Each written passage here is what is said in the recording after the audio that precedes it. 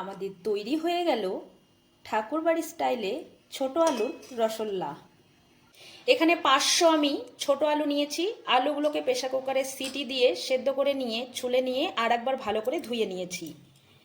এবার আমি এর মধ্যে কিছু মশলা দিয়ে আলুটাকে ম্যারিনেট করে নেব। সেদ্ধ আলুটাকে তোমরা চাইলে আলুর পরিমাণটাকে কম বেশি করে নিতে পারো। এখানে আমি আদা আদা কাঁচা লঙ্কা জিরা বাটাটা দিয়ে দিলাম 1.5 চামচের মতো। হাফ চা চামচ হলুদ গুঁড়ো, নুনটা হাফ চামচের একটু কম দিচ্ছি, পরে একটু নুন ব্যবহার করতে হবে তাই এখন একটু কমই দিলাম। দিচ্ছি 1 চামচ চিনি, সামান্য একটু হিং দিয়ে দিচ্ছি, আর দিয়ে দিচ্ছি বড় চামচ দিয়ে 1.5 চামচ টক দই, সামান্য একটু সর্ষের তেল দিয়ে দেবো। দিয়ে এবার খুব ভালো করে মেখে নেব মশলার সঙ্গে সেদ্ধ আলুটাকে। এই রেসিপিটা খেতে দারুণ ভালো লাগে, আমি তো খুবই ভালোবাসি এই রেসিপিটি খেতে। খুব ভালো করে মেখে নেব। এই দেখো খুব সুন্দর করে আমি মেখে নিয়েছি মশলার সঙ্গে সেদ্ধ করা আলুগুলোকে। এইবার একটা ঢাকা চাপা দিয়ে একটা সাইডে আমি 10 মিনিটের জন্য রেখে দেব, যেন সব মশলাগুলো এই সেদ্ধ আলুটার মধ্যে ঢুকে যায়। গ্যাসে কড়াই বসিয়ে দিয়ে তেল দিয়ে দিচ্ছি। তেল ভালো করে ফোড়নে দিয়ে দেব গরম মশলা, একটা তেজপাতা, একটা শুকনো লঙ্কা 2 ভাগ করে দিয়ে দিলাম, আর দিয়ে দিচ্ছি হাফ চামচ জিরে। ফোড়নটাকে ভালো করে নেড়ে চেড়ে ভেজে নেব। গ্যাসের ফ্লেমটাকে লো টু মিডিয়ামে রেখে ফোড়নটাকে খুব সুন্দর করে 2 মিনিটের মতো ভেজে নিয়েছি। এইবার ফোড়নের থেকে খুব সুন্দর একটা গন্ধ বেরিয়েছে। এই সময় আমি দিয়ে দেব 3টে বড় সাইজের পেঁয়াজ। আমি এইভাবে বড় বড় টুকরো করে কেটে নিয়েছি। দেখো তেলের মধ্যে দিয়ে পেঁয়াজটাকে হালকা নাড়াচাড়া করে ভেজে নেব। 1 থেকে 1.5 মিনিটের মতো পেঁয়াজটাকে আমি নেড়ে চেড়ে ভেজে নিয়েছি। এবার দিয়ে দিচ্ছি একটা বড় সাইজের ক্যাপসিকাম অর্ধেকটা কেটে, দিয়ে দিলাম টমেটো।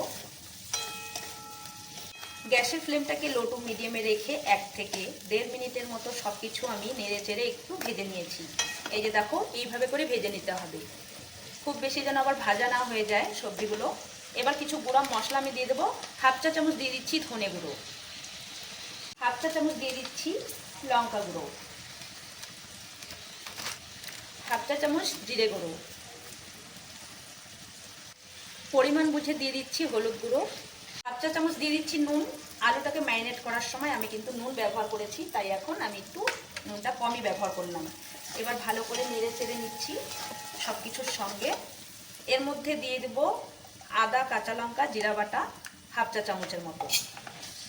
2 মিনিটের মতো সবজির সঙ্গে মশলা খুব ভালো করে কষিয়ে নিয়েছি। মশলার যে একটা কাঁচা গন্ধ থাকে সেই গন্ধটা বেরিয়ে গেলেই দিয়ে দিতে হবে এই যে ম্যারিনেট করা সেদ্ধ ছোট আলুগুলোকে। মশলার বাটিটাকে ধুয়ে একটু জল দিয়ে দিচ্ছি যেন মশলাটা নষ্ট না হয়। এবার ভালো করে নেড়ে চেড়ে আলুর সঙ্গে মশলা সবজি কষিয়ে নেব। ম্যারিনেট করা ছোট আলুগুলোকে দিয়ে খুব ভালো করে নেড়ে চেড়ে কষিয়ে নিয়েছি। দেখে নিশ্চয়ই তোমরা বুঝতেই পারছো কালারটাও কতটা সুন্দর এসছে। এবার বাড়ির দুধের ছানা বানিয়ে রেখেছিলাম, সেই ছানাটাকে হাতের সাহায্যে ম্যাশ করে এর মধ্যে আমি দিয়ে দেব।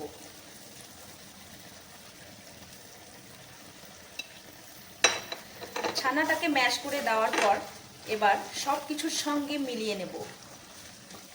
মিশিয়ে নেওয়ার পর খুব ভালো করে আরও কিন্তু কষিয়ে নিতে হবে। কষাতে কষাতে খুব সুন্দর দেখবে একটা কালার চেঞ্জ হয়ে এসছে, আর সাইড দিয়ে খুব সুন্দর তেলও বেরিয়ে গেছে। ছানাটাকে দিয়ে সব কিছুর সঙ্গে 4 থেকে 5 মিনিটের মতো আমি লো টু মিডিয়ামে গ্যাসের ফ্লেমটাকে রেখে কষিয়ে নিয়েছি। আর তোমরা নিশ্চয়ই দেখে বুঝতেই পারছো কালারটা কিন্তু অনেকটাই চেঞ্জ হয়ে এসছে, আর দেখো সাইড দিয়ে কিন্তু তেল বেরিয়ে গেছে। এবার আমি এর মধ্যে দিয়ে দেবো হাফ চা চামচ গরম মশলার গুঁড়ো। যেহেতু বড় চামচ তাই হাফ চা চামচ দিয়েছি। আর দিয়ে দিচ্ছি ঘি। কাসুরি মেথি হাতের তালুতে নিয়ে একটু 2 হাতের সাহায্যে এইভাবে ঘষে কাসুরি মেথিগুলোকে এইভাবে দিয়ে দিতে হবে, তাহলে এই রেসিপির ফ্লেভারটাও দারুণ সুন্দর আসবে আর খেতে ভীষণ ভালো লাগবে। এবার সব কিছুর সঙ্গে আরও একবার মিশিয়ে নেব। মিশিয়ে ওই 1 মিনিটের মতো আর একটু রান্না করে নিতে হবে, তাহলেই আমাদের রেডি হয়ে যাবে রান্নাটা। একটু ঠান্ডা করে নিয়ে একটা পাত্রতে করে পরিবেশন করে নিচ্ছি। আমাদের তৈরি হয়ে গেল ঠাকুরবাড়ির স্টাইলে ছোট আলুর রসগোল্লা। আজকের ঠাকুরবাড়ির স্টাইলে ছোট আলুর রসগোল্লার রেসিপিটি তোমাদের কেমন লেগেছে কমেন্টস করে জানাতে ভুলবে না। চলো আজকের মতো ভিডিওটা এখানেই শেষ করছি, আবার দেখা হচ্ছে নতুন রেসিপির সঙ্গে। তোমরা ভালো থেকো, সুস্থ থেকো।